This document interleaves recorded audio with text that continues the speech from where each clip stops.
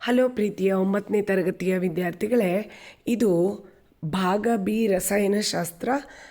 ಇದು ವಿಜ್ಞಾನ ಮಾದರಿ ಪ್ರಶ್ನೆ ಪತ್ರಿಕೆ 2026ರ ಭಾಗ 2 ರಸಾಯನಶಾಸ್ತ್ರದ ಕ್ವಶನ್ಗಳನ್ನು ನಾವೀಗ ನೋಡೋಣ. ಅದರ ವಿಶ್ಲೇಷಣೆಯನ್ನು ಮಾಡೋಣ. ವಿವಿಧ ರೀತಿಯ ಉತ್ತರಗಳನ್ನು ನಾವೀಗ ಬರೆಯೋದನ್ನು ತಿಳಿದುಕೊಳ್ಳೋಣ. 13ನೇ ಪ್ರಶ್ನೆ ಮೊದಲನೇ ಪ್ರಶ್ನೆ ಆಗಿರುತ್ತೆ ರಸಾಯನಶಾಸ್ತ್ರದ ಅಡಿಯಲ್ಲಿ. 6ನೇ ಮೇನಲ್ಲಿ 13, 14, 15 ಬರ್ತವೆ. ಇವು MCQ ಮಲ್ಟಿಪಲ್ ಚಾಯ್ಸ್ ಕ್ವಶನ್ಗಳಾಗಿರ್ತವೆ. ಮೊದಲನೇ ಪ್ರಶ್ನೆ ನೋಡೋಣ. ಚತುರ್ಪರಮಾಣೀಯತೆ ಹೊಂದಿರುವ ಧಾತು ಯಾವುದು ಇವುಗಳಲ್ಲಿ ಅಂತ ಕೇಳಿದೆ. ಫಾಸ್ಫರಸ್ ಸರಿಯಾದ ಉತ್ತರ P4 ಅಂತ ಬರೀತಾರೆ. ಒಂದು ಅಣುನಲ್ಲಿ ಎಷ್ಟು ಪರಮಾಣುಗಳಿದೆಯೋ ಅದನ್ನು ಪರಮಾಣೀಯತೆ ಅಂತ ಕರೀತಾರೆ.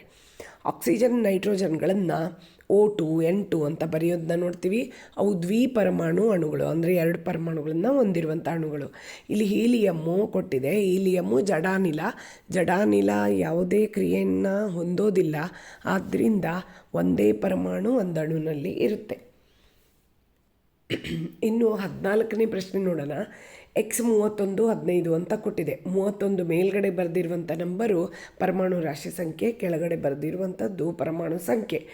ಪರಮಾಣು ಸಂಖ್ಯೆಯು ಪ್ರೋಟಾನ್ ಮತ್ತು ಎಲೆಕ್ಟ್ರಾನ್ ನಂಬರನ್ನು ಸೂಚಿಸುತ್ತೆ. ಅದರಿಂದ ಇಲ್ಲಿ P15, E15 ನೀವು ಆರಿಸ್ಕೋಬೇಕು. ಸಾಮಾನ್ಯ ಎಲ್ಲ ಉತ್ತರಗಳಲ್ಲೂ ಅದನ್ನೇ ಕೊಟ್ಟಿರೋದ್ರಿಂದ A ಮತ್ತು B ಚಾಯ್ಸ್ಗಳಲ್ಲಿ ಅದನ್ನೇ ಕೊಟ್ಬಿಟ್ಟಿದ್ದಾರೆ. ಇನ್ನು ನ್ಯೂಟ್ರಾನ್ನ ಸಂಖ್ಯೆ ಮಾತ್ರ ಲೆಕ್ಕ ಹಾಕ್ಕೊಳ್ಳೋದಿರುತ್ತೆ. ಪರಮಾಣು ರಾಶಿಯನ್ನು 31 ತಗೊಂಡು ಅದರೊಳಗೆ ಪರಮಾಣು ಸಂಖ್ಯೆಯನ್ನು 15 ಕಳಿಬೇಕು. ಅವಾಗ 16 ಬರುತ್ತೆ. ಅದು ನ್ಯೂಟ್ರಾನ್ ಸಂಖ್ಯೆ ಆಗಿರುತ್ತೆ. ಇದರಿಂದ ಪ್ರೋಟಾನ್, ನ್ಯೂಟ್ರಾನ್, ಎಲೆಕ್ಟ್ರಾನನ್ನು ಒಂದು ಕಡೆಗೆ ಬರೆದುಕೊಂಡು ಕರೆಕ್ಟಾಗಿ ಲೆಕ್ಕನ ಚೆಕ್ ಮಾಡಿಕೊಂಡು ಆಪ್ಷನನ್ನು ಆರಿಸ್ಕೋಬೇಕು. ಎ ಆಪ್ಷನ್ ಇಲ್ಲಿ ಸರಿಯಾದ ಉತ್ತರ. ಇನ್ನು ನೆಕ್ಸ್ಟ್ ಪ್ರಶ್ನೆ ನೋಡೋಣ. ಶುಷ್ಕ ಮಂಜುಗಡ್ಡೆ ಅಂದರೆ ಕಾರ್ಬನ್ ಡೈಆಕ್ಸೈಡ್, ಇಂಗಾಲದ ಡೈಆಕ್ಸೈಡ್ ಅನಿಲವನ್ನು ಘನರೂಪಕ್ಕೆ ತಂದಿರುವ ಒಂದು ಸ್ಥಿತಿಯಾಗಿರುತ್ತೆ. ಶುಷ್ಕ ಮಂಜುಗಡ್ಡೆಯ ಒತ್ತಡವನ್ನು ಇಳಿಸಿದಾಗ ಅದು ಅನಿಲವಾಗಿ ಪರಿವರ್ತನೆ ಆಗುತ್ತೆ ಅಂತ ಕೇಳಿದೆ. ನೇರವಾಗಿ ಘನ ಸ್ಥಿತಿ ದ್ರವ ಸ್ಥಿತಿಯನ್ನು ಹಾದು ಹೋಗದೆ ಅನಿಲ ಸ್ಥಿತಿಗೆ ಬಂದರೆ ಅದು ಉತ್ಪತನ. ಆದ್ದರಿಂದ ಇಲ್ಲಿ ಉತ್ಪನ್ನವನ್ನು ಆರಿಸ್ಬೇಕು. ಇನ್ನು ನಿಕ್ಷೇಪಣೆ ಅಂದರೆ ಇದರದ್ದು ವಿರುದ್ಧ ಕ್ರಿಯೆ, ಅಂದರೆ ಅನಿಲ ಘನವಾಗುವ ಕ್ರಿಯೆ. ಅನಿಲವನ್ನು ಸ್ವಲ್ಪ ಒತ್ತಡ ಹಾಕಿದ್ರೆ ಘನ ಆಗುತ್ತೆ ನೇರವಾಗಿ, ಅವಾಗ ನಿಕ್ಷೇಪಣ ಅಂತಾರೆ. ಒಂದು ವೇಳೆ ಘನಗಳು ದ್ರವ ಆದರೆ ದ್ರವೀಕರಣ, ದ್ರವ ಘನ ಆದರೆ ಇಲ್ಲಿ ಕೊಟ್ಟಿರುವಂಥದ್ದು ಘನೀಕರಣ. ಅಂದರೆ ನೀರು ಮಂಜುಗಡ್ಡೆ ಆಗೋದು ನಾರ್ಮಲಾಗಿ ಫ್ರಿಜ್ಜಲ್ಲಿಟ್ಟಾಗ ಅದು ಘನೀಕರಣ. ಇನ್ನು ಸಾಂದ್ರೀಕರಣ, ಮೋಡವು ಮಳೆಯಾಗೋದು, ಅಂದರೆ ಅನಿಲ ರೂಪದ ವಸ್ತು ದ್ರವ ರೂಪಕ್ಕೆ ಬರೋದನ್ನು ಸಾಂದ್ರೀಕರಣ ಅಂತ ಕರಿತೀವಿ. ಇವು ಎಲ್ಲ ಕ್ರಿಯೆಗಳು ಕೂಡ ಇಂಪಾರ್ಟೆಂಟೇ, ಒಂದು ಅಂಗಕ್ಕೆ ಕೇಳುವ ಸಾಧ್ಯತೆ ಇರುತ್ತೆ. ಎಲ್ಲದನ್ನು ನೋಡ್ಕೊಳ್ಳಿ, ಉದಾಹರಣೆ ತಿಳ್ಕೊಳ್ಳಿ. 16ನೇ ಪ್ರಶ್ನೆ. ಲೋಹಾಭಗಳು ಎಂದರೇನು? ಲೋಹಾಭ ಮತ್ತು ಜಡಾನಿಲ ಇವುಗಳು ಧಾತುಗಳ 4 ವಿಧಗಳು. ಲೋಹಾಭ ಕೂಡ ಒಂದು ವಿಧ. ಲೋಹ ಮತ್ತು ಅಲೋಹಗಳ 2 ಲಕ್ಷಣಗಳನ್ನು ಕೆಲವನ್ನು ಹೊಂದಿದ್ರೆ ಲೋಹಾಭ ಅಂತ ಕರೀತಾರೆ. ಬೋರಾನ್ ಮತ್ತು ಸಿಲಿಕಾನ್ಗಳು ಇದಕ್ಕೆ ಪ್ರಮುಖವಾದ ಉದಾಹರಣೆಗಳು. ಇನ್ನು ಸಲ್ಫರ್ ಡೈಆಕ್ಸೈಡ್ನ ಅಣುರಾಶಿಯನ್ನು ಲೆಕ್ಕಾಚಾರ ಮಾಡಿ ಅಂತ ಕೊಟ್ಟಿದೆ. ಇದರೊಳಗೆ ಸಲ್ಫರ್ದು ಪರಮಾಣು ರಾಶಿ 32, ಆಕ್ಸಿಜನ್ದು ಪರಮಾಣು ರಾಶಿ 16 ಇದೆ.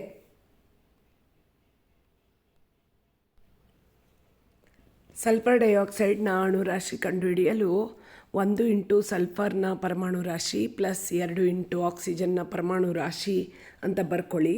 ಅದಾದಮೇಲೆ 1 ಇಂಟು ಸಲ್ಫರ್ನ ಪರಮಾಣು ರಾಶಿ ಏನು ಕೊಟ್ಟಿರುತ್ತೆ 32 ಅಂತ, ಅದನ್ನ ತಗೊಂಡು ಪ್ಲಸ್ 2 ಇಂಟು 16 ಕೂಡ ಆಕ್ಸಿಜನ್ನ ಪರಮಾಣು ರಾಶಿಯಾಗಿದ್ದು ಕೊಟ್ಟಿರುತ್ತೆ. ಈ ಎರಡನ್ನು ಮಲ್ಟಿಪ್ಲೈ ಮಾಡಿದಾಗ 32 ಪ್ಲಸ್ 32 ಬಂತು. 64 ಅನ್ನೋದು ಪರಮಾಣು ರಾಶಿಮಾನ. ಇದು ಸಲ್ಫರ್ನ ಪರಮಾಣು ಅಣುರಾಶಿ ಆಗಿರುತ್ತೆ. ಈಗ ನಾವು 18ನೇ ಪ್ರಶ್ನೆಯನ್ನು ತೆಗೆದುಕೊಳ್ಳೋಣ. ಇದು ಒಂದು ಟ್ರಿಕ್ಕಿಯಾಗಿರೋ ಕ್ವಶನ್ನು, ಸುಲಭ ಇರುತ್ತೆ ಇಂಥ ಕ್ವಶನ್ಗಳು. XY4 ಅಂತ ಒಂದು ರಾಸಾಯನಿಕ ಸಂಯುಕ್ತದ ಸೂತ್ರವಾಗಿ ಇದನ್ನು ಕೊಟ್ಟಿದ್ದಾರೆ. X ಮತ್ತು Yಗಳ ನಿಜವಾದ ಪರಮಾಣು ಸಂಕೇತ ಕೊಟ್ಟಿಲ್ಲ. X ಮತ್ತು Y ಅನ್ನೋದು ಯಾವುದೋ ಒಂದು ಧಾತುವಿನ ಸಂಕೇತ ಅಂತ ನಾವು ತಿಳಿದುಕೊಂಡು ಅದು ಒಂದು ರಾಸಾಯನಿಕ ಸೂತ್ರ ಅಂತ ತಿಳ್ಕೊಬೇಕು. ಇನ್ನು ಅವುಗಳ ವೇಲೆನ್ಸಿ ಕೇಳಿದೆ. ನಾವು ಸೂತ್ರ ಬರೆಯುವಾಗ ಒಂದು ಪರಮಾಣುವಿನ ಚಾರ್ಜ್ ಅಥವಾ ವಿದ್ಯುದಂಶ ಎಷ್ಟಿರುತ್ತೋ ಆ ಸಂಖ್ಯೆಯನ್ನು, ವೇಲೆನ್ಸಿಯನ್ನು ಇನ್ನೊಂದು ಪರಮಾಣುಗೆ ಸಂಖ್ಯೆಯಾಗಿ ತೆಗೆದುಕೊಳ್ತೀವಿ. ಅದಕ್ಕಾಗಿ ವೈನ ಸಂಖ್ಯೆ 4 ಇರೋದರಿಂದ ಅದು ಎಕ್ಸ್ನ ವೇಲೆನ್ಸಿ.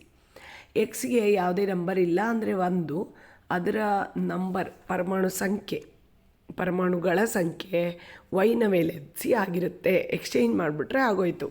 ಅದರಿಂದ ಎಕ್ಸ್ನ ವೇಲೆನ್ಸಿ ಕೇಳಿದಾಗ ವೈ ಕೆಳಗಿರೋ ನಂಬರ್ ಬರೀರಿ, ವೈನ ವೇಲೆನ್ಸಿ ಕೇಳಿದಾಗ ಎಕ್ಸ್ ಕೆಳಗಡೆ ಇರೋ ನಂಬರನ್ನು ಬರೀರಿ. ಅದರಿಂದ ಎಕ್ಸ್ನ ವೇಲೆನ್ಸಿ 4 ಆಯಿತು, ವೈನ ವೇಲೆನ್ಸಿ 1 ಆಯಿತು. ಎಕ್ಸ್ಚೇಂಜ್ ಮಾಡಿ ಬರೆಯೋದಿದೆ ಅಷ್ಟೇ. ಇನ್ನು ನೆಕ್ಸ್ಟ್ ಪ್ರಶ್ನೆ ನೋಡೋಣ. ಇನ್ನು 2 ಅಂಕದ ಪ್ರಶ್ನೆಗಳು. ಥಾಮ್ಸನ್ ಪರಮಾಣು ರಚನೆಯನ್ನು ತೋರಿಸುವ ಚಿತ್ರವನ್ನು ಬರೀರಿ ಅಂತ ಇದೆ. ಥಾಮ್ಸನ್ ಪರಮಾಣು ರಚನೆ ತೋರಿಸುವ ಚಿತ್ರ ಅದು ಕಲ್ಲಂಗಡಿ ಹಣ್ಣಿನ ಮಾದರಿಯಾಗಿ ಕೊಟ್ಟಿರ್ತಾರೆ, ಅಥವಾ ಕ್ರಿಸ್ಮಸ್ ಕಡುಬಿನ ಮಾದರಿ ಅಂತ ಕೂಡ ಅದನ್ನು ಕರೀತಾರೆ. ಧನ ವಿದ್ಯುದಂಶದ ಎಷ್ಟು ಕಣಗಳಿರ್ತವೋ ಅಷ್ಟೇ ಋಣ ವಿದ್ಯುದಂಶದ ಕಣಗಳು ಇರ್ತವೆ. ಪರಮಾಣು ಒಂದು ತಟಸ್ಥ ಕಣ ಆಗಿರುತ್ತೆ, ಯಾಕಂದರೆ ಧನ ಮತ್ತು ಋಣ ವಿದ್ಯುದಂಶಗಳು ಸಮ ಇರ್ತವೆ. ಇನ್ನು ಎಲೆಕ್ಟ್ರಾನ್ಗಳ ಸಮುದ್ರದಲ್ಲಿ ಪ್ರೋಟಾನ್ಗಳು ತೇಲುವಂತೆ ಪರಮಾಣು ಕಾಣುತ್ತೆ ಅಂತ ನಾವಿಲ್ಲಿ ತಿಳ್ಕೊಳ್ಬಹುದು.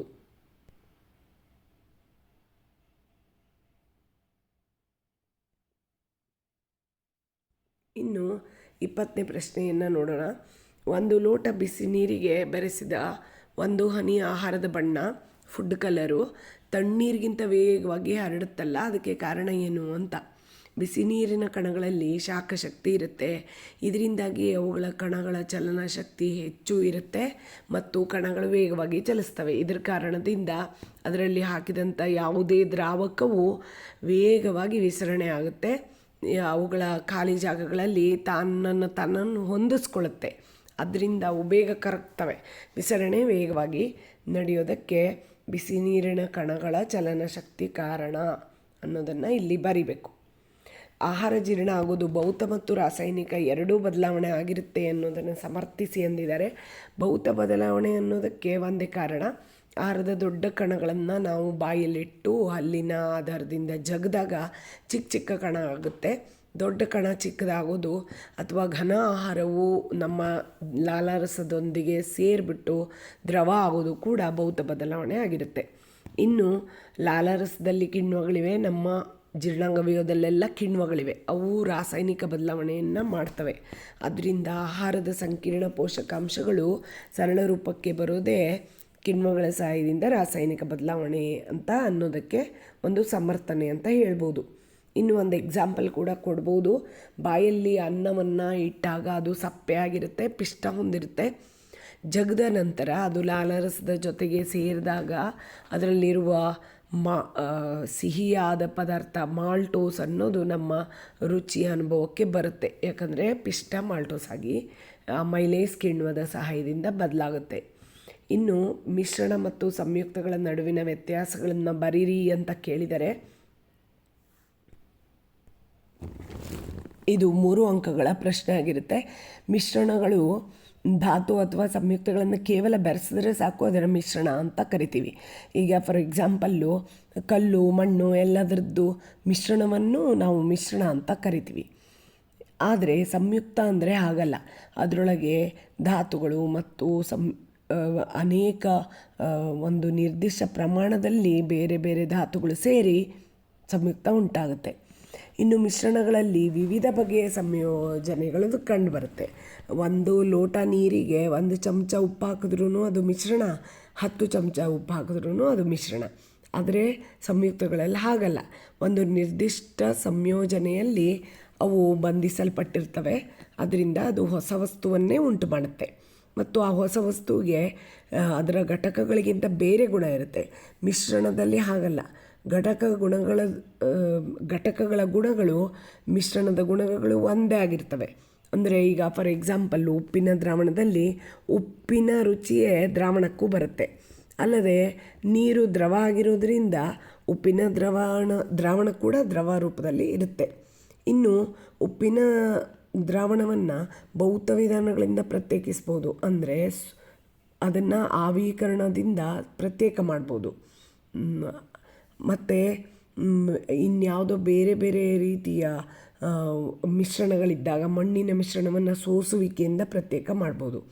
ಆದರೆ ನೀರಿನಿಂದ ಹೈಡ್ರೋಜನ್ ಆಕ್ಸಿಜನ್ನನ್ನು ಪ್ರತ್ಯೇಕ ಮಾಡಬೇಕು ಅಂದರೆ ರಾಸಾಯನಿಕ ಕ್ರಿಯೆಯೋ ಅಥವಾ ವಿದ್ಯುತ್ ರಾಸಾಯನಿಕ ಕ್ರಿಯೆಯನ್ನು ಅನುಸರಿಸಬೇಕಾಗತ್ತೆ. ಆವಾಗ ಹೈಡ್ರೋಜನ್ನು ಆಕ್ಸಿಜನ್ನು ಬೇರ್ಪಡಿಸಲ್ಪಡುತ್ತವೆ. ಇನ್ನು ಇದಕ್ಕೆ ಒಂದು ಅಥವಾ ಪ್ರಶ್ನೆ ಇದೆ, 3 ಅಂಕದ ಪ್ರಶ್ನೆ ಇದು. ಬೇರೆ ಬೇರೆ ಕಲೀಲಗಳ ಪ್ರಸರಣ ಸ್ಥಿತಿ ಮತ್ತು ಪ್ರಸರಣ ಮಾಧ್ಯಮಗಳನ್ನು ಗುರುತಿಸಿ ಉದಾಹರಣೆ ಕೊಡಿ ಅಂತ ಇದೆ. ಒಂದನೇದಾಗಿ ಏರೋಸೋಲು, ಪ್ರಸರಣ ಸ್ಥಿತಿ ದ್ರವ ಅಂದರೆ ಅನಿಲದಲ್ಲಿ ದ್ರವ, ಇದು ಮಾಧ್ಯಮ ಅನಿಲ. ಉದಾಹರಣೆ ಮೋಡ ಅಥವಾ ಮಂಜನ್ನು ಕೊಡ್ಬೋದು. ಜಲ್ಗೆ ಘನದಲ್ಲಿ ದ್ರವ, ಇದು ಮಾಧ್ಯಮ ಘನ, ಸ್ಥಿತಿ ದ್ರವ. ಇನ್ನು ಅದಕ್ಕೆ ಉದಾಹರಣೆ ಜಲ್ಗೆ ಜಲ್ಲಿನೇ ಉದಾಹರಣೆ. ಗಿಣ್ಣು, ಬೆಣ್ಣೆ, ಚೀಸ್ಗಳನ್ನು ಕೊಡ್ಬೋದು. ಸಾಲ್ ಅಂತ ಹೇಳ್ತಾರೆ. ಸಾಲ್ ಅನ್ನೋದು ದ್ರವದಲ್ಲಿ ಘನಕ್ಕೆ ಉದಾಹರಣೆ. ಕೆಸರು ಮಣ್ಣು ಅಥವಾ ಮಿಲ್ಕ್ ಆಫ್ ಮೆಗ್ನೀಷಿಯಾ, ಅಜೀರ್ಣದ ಸಂದರ್ಭದಲ್ಲಿ ಎಸಿಡಿಟಿ ಆದಾಗ ತೆಗೆದುಕೊಳ್ಳುವಂಥ ಔಷಧ ಇದು ಮಿಲ್ಕ್ ಆಫ್ ಮೆಗ್ನೀಷಿಯಾ. ಇದು ಕೂಡ ಒಂದು ಸಾಲ್ಗೆ ಉದಾಹರಣೆ. ಇನ್ನು ಅಮೋನಿಯಂ ಕ್ಲೋರೈಡ್ನ ಉತ್ಪನ್ನ ಕ್ರಿಯೆಯ ಚಿತ್ರ ಬಿಡಿಸಿ ಭಾಗಗಳನ್ನ ಗುರುತಿಸಿ ಅಂತ ಇದೆ. ಈಗ ನೋಡೋಣ. ಈ ಅಮೋನಿಯಂ ಕ್ಲೋರೈಡ್ನ ಉತ್ಪನ್ನವನ್ನು ಈ ರೀತಿಯಾಗಿ ನಾವು ಬಿಡಿಸ್ಬೇಕಾಗತ್ತೆ. ಇದರೊಳಗೆ ಕೆಳಭಾಗದಲ್ಲಿ ಉಷ್ಣವನ್ನು ಕೊಡೋದಕ್ಕೆ ಒಂದು ಬರ್ನರನ್ನು ಬಳಸ್ತಾರೆ. ಇನ್ನು ಒಂದು ಚಿಕ್ಕದಾದ ಪಿಂಗಾಣಿ ಬಟ್ಟಲಿರುತ್ತೆ. ಇ ಅನ್ನೋದು ಪಿಂಗಾಣಿ ಬಟ್ಲು. ಅದರೊಳಗೆ ಎಫ್, ಅಮೋನಿಯಂ ಕ್ಲೋರೈಡ್ ಕೇಳಿರೋದ್ರಿಂದ ಎಫನ್ನು ಅಮೋನಿಯಂ ಕ್ಲೋರೈಡ್ ಅಂತ ಹೆಸರಿಸಿ, ಕರ್ಪೂರ ಕೇಳಿದ್ರೆ ಕರ್ಪೂರ ಅಂತ ಹೆಸರಿಸಿ. ಇನ್ನು ಅದ್ರ ಮೇಲ್ಗಡೆಗೆ ಆವಿ ಇರುತ್ತೆ. ಗಾಜಿನ ಆಲಿಕೆಯ ಒಳಭಾಗದಲ್ಲಿ ಈ ಅಮೋನಿಯಂ ಕ್ಲೋರೈಡ್ನ ಆವಿ ಇರುತ್ತೆ. ಅದು ನಿಧಾನಕ್ಕೆ ಮೇಲೆ ಹೋದಂಗೆ ತಂಪಾಗುತ್ತೆ, ಘನ ಸ್ಥಿತಿಗೆ ಬರುತ್ತೆ. ಬಿ ಅನ್ನೋದು ಘನೀಕರಿಸಲ್ಪಟ್ಟ ಅಮೋನಿಯಂ ಕ್ಲೋರೈಡ್ನ ಆವಿಯಾಗಿರುತ್ತೆ. ಸಿ ಅನ್ನೋದು ಗಾಜಿನ ಆಲಿಕೆ ಆಗಿರುತ್ತೆ.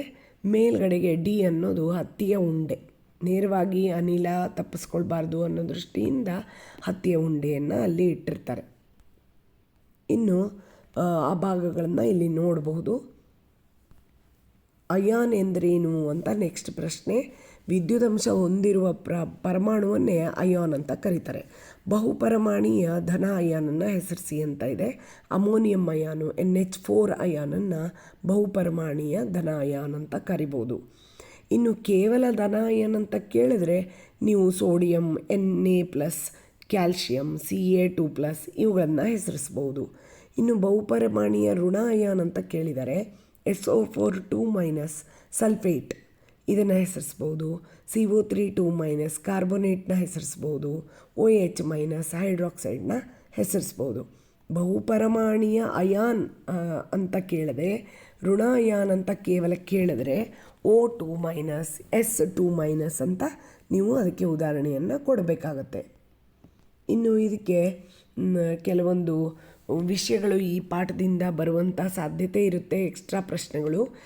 ಕವಚದಲ್ಲಿ ಇರಬಹುದಾದ ಅತಿ ಹೆಚ್ಚು ಸಂಖ್ಯೆಯ ಎಲೆಕ್ಟ್ರಾನ್ಗಳು ಗರಿಷ್ಠ ಸಂಖ್ಯೆಯಲ್ಲಿ ಎಷ್ಟಿರ್ತವೆ ಅನ್ನೋದನ್ನು ಯಾವ ಸೂತ್ರದಿಂದ ಕಂಡುಹಿಡಿತೀರಾ ಅಂದರೆ 2n² ಅನ್ನೋ ಸೂತ್ರದಿಂದ ಕಂಡುಹಿಡಿತೀವಿ.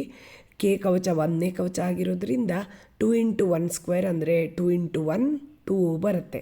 ಗರಿಷ್ಠ ಎಲೆಕ್ಟ್ರಾನ್ 2. ಎಲ್ ಕವಚದಲ್ಲಿ n ಸಂಖ್ಯೆ 2 ಆಗಿರುತ್ತೆ. ಅಂದರೆ 2 × n² = 2 × 2². 2² ಅನ್ನೋದು 4, 4 × 2 ಅನ್ನೋದು 8 ಬರುತ್ತೆ. ಇನ್ನು ಎಮ್ ಕವಚದಲ್ಲಿ n ಸಂಖ್ಯೆ ಎಷ್ಟು ಅಂತ ನೋಡಿದ್ರೆ 3 ಅಂತ ಬರೀಬೇಕು. 2n² ಫಾರ್ಮುಲಾ ಹಾಕಿದಾಗ 2 × 3² ಆಗುತ್ತೆ. 3² ಅನ್ನೋದು 9, 9 × 2 18 ಬರುತ್ತೆ. ಇಷ್ಟನ್ನು ಕರೆಕ್ಟಾಗಿ ತಿಳ್ಕೊಳ್ಳಿ. ಎನ್ ಕವಚದಲ್ಲಿ 2 × 4² ಅಂದರೆ 16 32 ಅನ್ನೋದು ಗರಿಷ್ಠ ಸಂಖ್ಯೆಯ ಎಲೆಕ್ಟ್ರಾನ್ ಬರುತ್ತೆ. ನಿಮಗೆ ಕೇವಲ KLM 3 ಕವಚಗಳದ್ದು ತುಂಬಿರುವಂಥ ಮೂಲ ವಸ್ತುಗಳನ್ನು ಕೊಟ್ಟಿರ್ತಾರೆ ಬುಕ್ಕಲ್ಲಿ.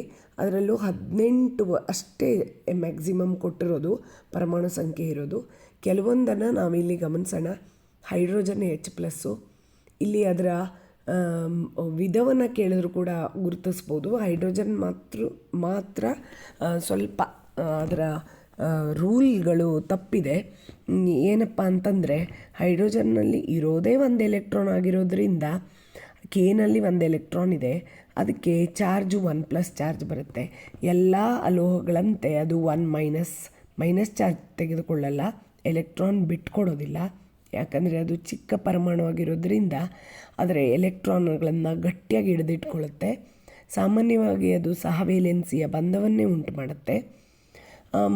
ಕೆಲವೊಂದು ಸಲ ಅದು ಚಾರ್ಜ್ ಆಗಿರೋ ಅಯಾನ್ಗಳನ್ನು 1+ ಅಯಾನ್ಗಳನ್ನು ಕೂಡ H+ ಅಯಾನನ್ನು ಕೂಡ ಉಂಟು ಮಾಡುತ್ತೆ. ಇನ್ನು ಹೀಲಿಯಂಗೆ ಬಂದಾಗ ಇದು ಜಡಾನಿಲ. ಯಾಕೆ ಎರಡಿದ್ರೂ ಜಡಾನಿಲ? ಲೋಹ ಆಗಿರಬೇಕಿತ್ತಲ್ವಾ. ವೇಲೆನ್ಸಿ ಎಲೆಕ್ಟ್ರಾನ್ 1, 2, 3 ಇದ್ದಾಗ ಅದು ಲೋಹ ಅಂತ ಗುರುತಿಸ್ತೀವಿ. ಆದರೆ ಇದು ಇನ್ನರ್ಟ್ ಗ್ಯಾಸ್, ಅದು ಒಂದು ಜಡಾನಿಲ. ಯಾಕೆ ಅಂತಂದರೆ ಕೆ ಕವಚದಲ್ಲಿ ಗರಿಷ್ಠ ಪ್ರಮಾಣವೇ 2 ಅಂತ ನಾವಿಲ್ಲಿ ತಿಳ್ಕೊಂಡಿದ್ದೀವಿ.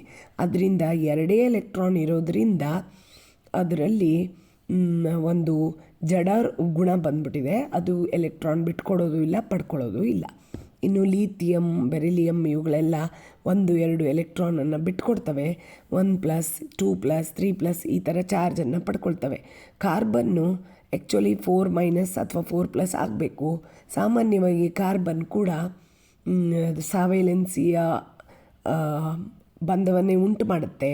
ಅದರ ವೇಲೆನ್ಸಿ ಸಾಮಾನ್ಯವಾಗಿ ಇರೋದಿಲ್ಲ. ಅದು 4 ಎಲೆಕ್ಟ್ರಾನನ್ನು ಹೊಂದಿದ್ರೂ ಕೂಡ ಅದನ್ನು ಸವೇಲೆನ್ಸಿಯ ಬಂಧಗಳಲ್ಲಿ ಸಾಮಾನ್ಯವಾಗಿ ಉಪಯೋಗಿಸ್ಕೊಳ್ಳುತ್ತೆ. ಬಿಟ್ಕೊಡೋದು ಇಲ್ಲ, ಪಡ್ಕೊಳ್ಳೋದು ಇಲ್ಲ. ಅರ್ಧ ತುಂಬಿದ ಕವಚ ಇದೆ. ಪೂರ್ತಿ ತುಂಬಕ್ಕೆ 8 ಬೇಕು, ಇದರಲ್ಲಿ ಅರ್ಧ ತುಂಬಿದ ಕವಚ ಇದೆ. ನೈಟ್ರೋಜನ್ನು 3 ಎಲೆಕ್ಟ್ರಾನ್ ಬಿಟ್ಕೊಡುತ್ತೆ, ಯಾಕಂದರೆ ಅದರ ಹತ್ರ ಕೊನೆ ಕವಚದಲ್ಲಿ 5 ಇದೆ. ಇನ್ನು ಆಕ್ಸಿಜನ್ 6 ಹೊಂದಿದೆ. ಆದ್ದರಿಂದ ಕೊನೆ ಕವಚದಲ್ಲಿರುವಂಥ 6ಕ್ಕೆ 2 ಸೇರಿದ್ರೆ 8 ಆಗಿಬಿಡುತ್ತೆ.